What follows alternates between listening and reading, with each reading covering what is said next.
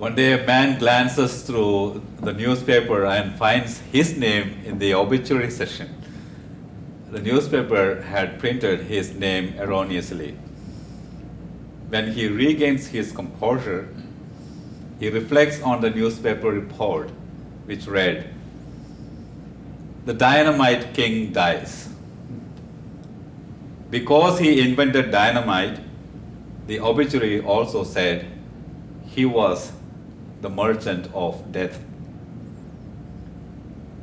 He began to ask himself, is this how I want people to remember me? From that day on, he started working for peace. And of course, he is none other than Alfred Nobel, who is remembered today because of the world-renowned Nobel Peace Prize.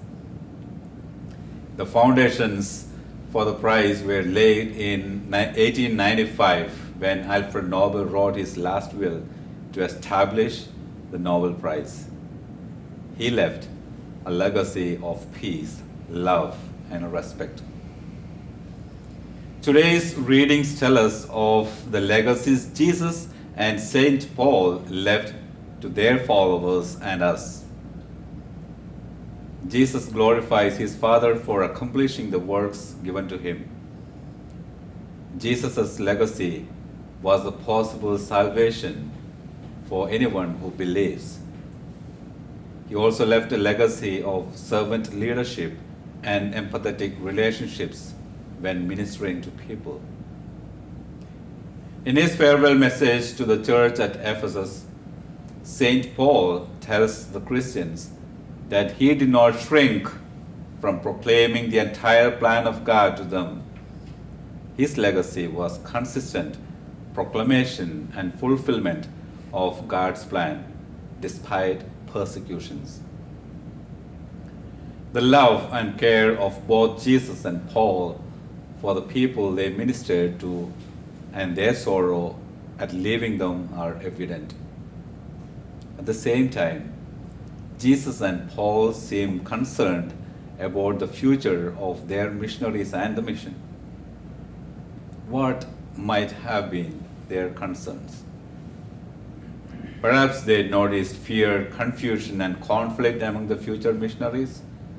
Or perhaps they were aware of the future petulant Peters, plotting Judases, and many more James and Johns competing for positions. Or they were concerned about future persecutions.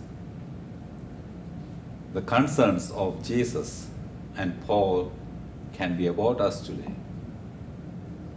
Fear, persecution, uncertainty, insecurity, and power games are part of our lives too.